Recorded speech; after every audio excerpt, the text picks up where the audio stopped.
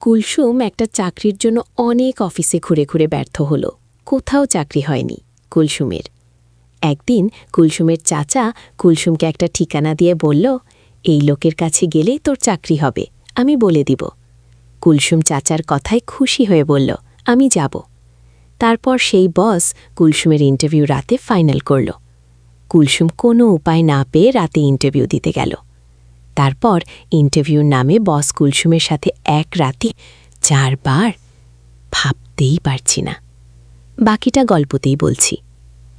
বাবা হঠাৎ করেই স্ট্রোক করে মারা গেল। ওর কোনো ভাই বোন নেই, এমনকি সেরকম কোনো নিকট আত্মীয়ও নেই যে ওদেরকে সাহায্য করবে। তার উপর তার মা অসুস্থ। তাই হঠাৎ করে কুলসুমের উপর তার সংসারের পুরো দায়িত্ব এসে পড়ল। শেষে মাত্র এসএসসি পাশ করেছে। সে জানে না তার এই যোগ্যতা দিয়ে কোন চাকরি পাবে কিনা। সারাদিন বিভিন্ন অফিসে অফিসে ঘুরে ব্যর্থ হয়ে অবশেষে ক্লান্ত হয়ে সে তার বাসায় ফিরে আসে। পরদিন ওদের বাসায় কুলসুমের এক দুঃসম্পর্কের চাচা বেড়াতে আসলেন। ওনাকে কুলসুম একটা ফোঁটাও পছন্দ করে না। কুলসুম যখন ছোট ছিল এই লোক অনেক দিন পরপর আসত আর কুলসুমের দিকে তাকিয়ে থাকত। লজ্জায় এসব কথা কাউকে বলতে পারেনি ও। আজও এই লোকটিকে দেখে কুলসুম খুশি হতে পারল না। সে সালাম দিয়ে চাচাকে ড্রয়িং রুমে বসিয়ে রেখে ভিতরে চলে গেল। একটু পরেই চাচা আবার তাকে ডেকে পাঠালেন। সে এসে সোফায় বসল। অনেকদিন পর কুলসুমকে কাছ থেকে দেখতে পেল ওর চাচা সিরাজউদ্দিন।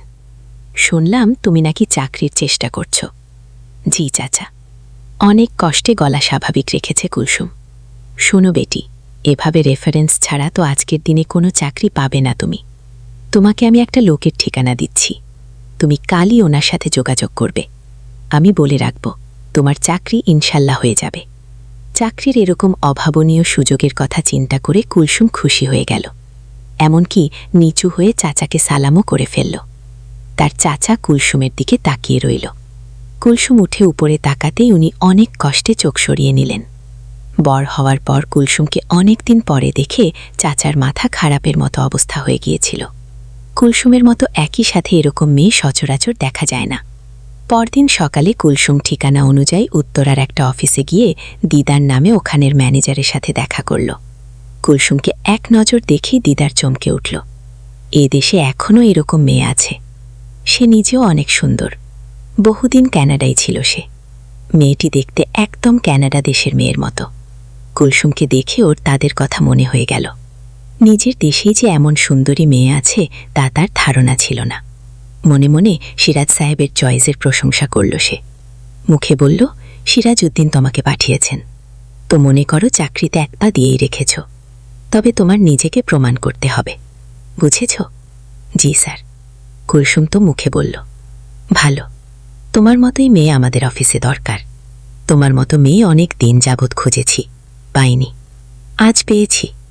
আমি আশা করি তুমি অফিসের কাজ খুব সুন্দরভাবে করতে পারবে। তাহলে আজ সন্ধ্যায় আমাদের হেড অফিসে চলে এসো, ওখানেই তোমার ইন্টারভিউ হবে। সন্ধ্যায় ইন্টারভিউ? কুলসুম অবাক হয়ে যায়। আমাদের কোম্পানি সময়ের মূল্যতে বিশ্বাস করে, তাই অফিস টাইমে ইন্টারভিউ নিয়ে সময় নষ্ট করা হয় না। কোনো আপত্তি আছে তোমার? না স্যার। ওকে, দেন এই নাও ঠিকানা। ঠিক 7টার মধ্যে চলে এসো। কুলসুম ঠিকানা লেখা কাগজটা হাতে নিয়ে বের হয়ে আসে। সে দিদার সাহেবের ব্যবহারে খুশি হয়েছে। অন্য যতগুলো অফিসে সে গিয়েছে প্রতিটাতেই অফিসের বসকে অভদ্র বলে মনে হয়েছে, কিন্তু দিদার সাহেবকেই তার ভদ্র বলে মনে হয়েছে। লোকটিকে ওর খুব ভদ্র বলে মনে হল, কিন্তু সে আসলে ভদ্র নয়, সে আরও যোগ্য। সন্ধ্যায় খুঁজে খুঁজে উত্তরার অভিজাত এলাকায় এক বিশাল বাড়ির সামনে এসে দাঁড়াল কুলসুম। দারোজান গেট খুলে ওকে সোজা 4তলায় চলে যেতে বলল। 4তলায় এক বিশাল ড্রয়িং রুমে ঢুকে কুলসুম দিদার সাহেবকে দেখে চিনতে পারল। ওনার সাথে অন্য একজন অপরিচিত লোক ছিল। সে দুজনকেই সালাম দিল, কিন্তু দুজনের কেউই জবাব না দিয়ে বলল, এত সম্মান করতে হবে না আমাদের। দিদার সাহেব যেন হঠাৎ সমবৃত্তি ফিরে পেয়ে তাকে বসতে বলল। উনি হচ্ছেন আমার পার্টনার জসিম। দিদার কুলসুমকে অন্য লোকটার সাথে পরিচয় করিয়ে দিল। কুলসুম সোফায় গিয়ে বসতেই জসিম উঠে এসে ওর পাশে একেবারে পাশে বসল। দিদার, আপনি ঠিকই বলেছেন, কুলসুম আসলেই একজন দক্ষ মেয়ে। জসিম দিদার দিকে ফিরে বলল। কুলসুম কিছুই বুঝতে না পেয়ে ফ্যালফ্যাল করে তাকিয়ে রইল। জসিম আবার কুলসুমের দিকে ফিরে তাকাল। জসিম তার বাজে আচরণ করার চেষ্টা করল। এসব দেখে কুলসুম চট করে উঠে দাঁড়াল। কি করছেন আপনারা এসব? এই বুঝে আপনাদের ইন্টারভিউ? দিদার হাহা করে হেসে উঠল।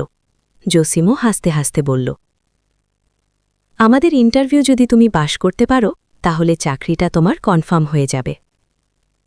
দিদার হাসি থামিয়ে কুলসুমের দিকে ফিরল।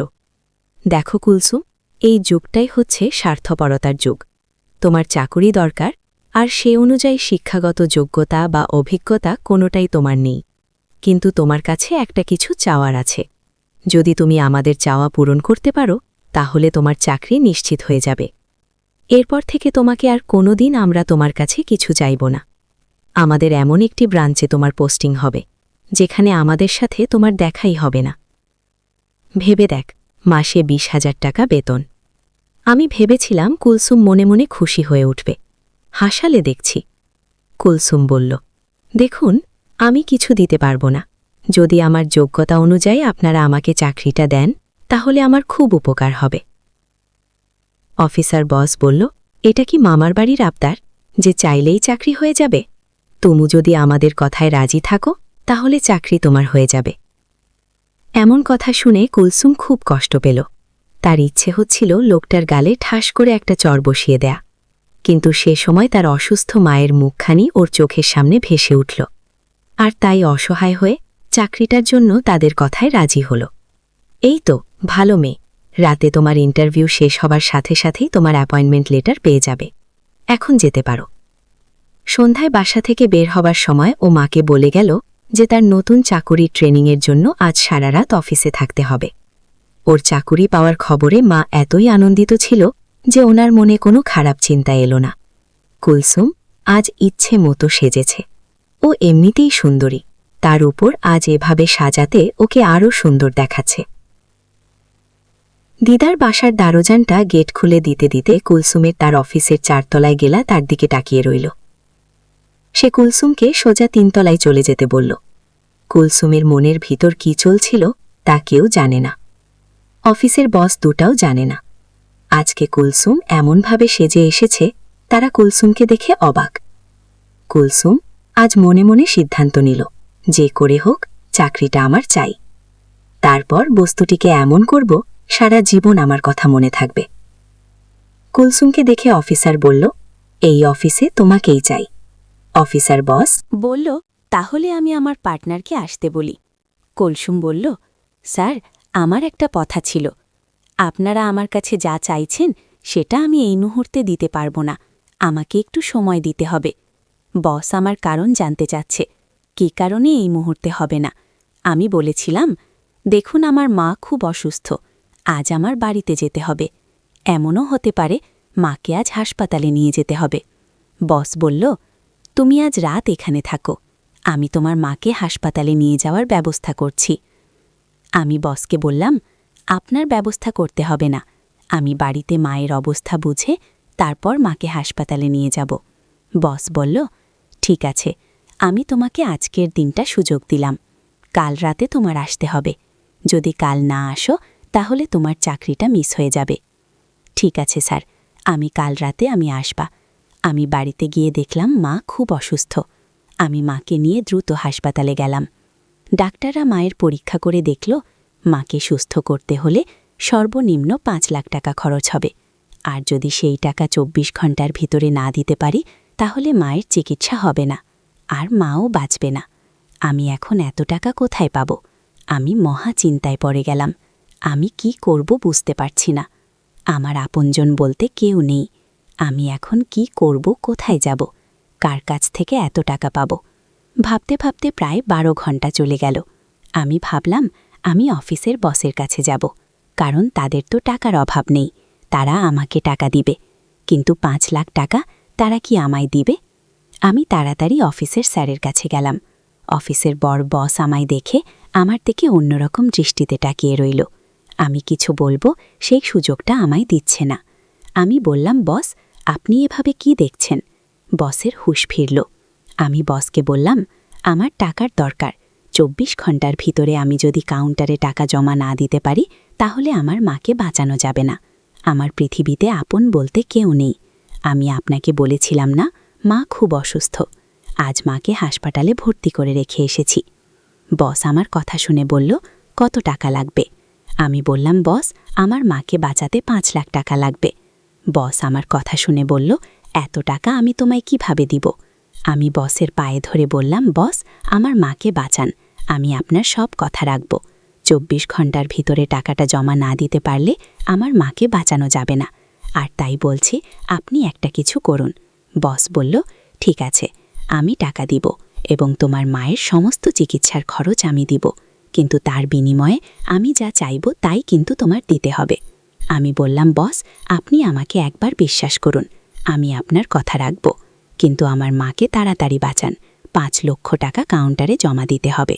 ঠিক আছে, তুমি কোনো চিন্তা করো না, চলো আমার সাথে। বস আমাকে নিয়ে হাসপাতালে চলে আসলো। কাউন্টারে 5 লাখ টাকা জমা দিল মায়ের চিকিৎসার জন্য। টাকাটা জমা দেওয়ার সাথে সাথে মায়ের চিকিৎসার কার্যক্রম শুরু হয়ে গেল। আমি বসকে বললাম, আপনাকে কিছু বলার ভাষা আমার নেই। আপনি যা চাইবেন তা পাইবেন যদি আমার কাছে থাকে। বস আমার কথা শুনে খুশি হয়ে বলল, আগে তোমার মা সুস্থ হোক, তারপর দেখা যাবে। এভাবে 1 সপ্তাহ কেটে গেল। আমার মা নতুন জীবন ফিরে পেল। আমার মায়ের জ্ঞান ফিরা মাত্রই মা আমাকে জিজ্ঞাসা করলেন, তুই এত টাকা কই পাইলি মা? আমি বললাম, মা, আমার অফিসের বস আমাকে টাকাটা দিলেন, আমি না হয় চাকরি করে পরিশোধ করে দিব। মা বলল, তুই চাকরি করে এত টাকা পরিশোধ করতে পারবি?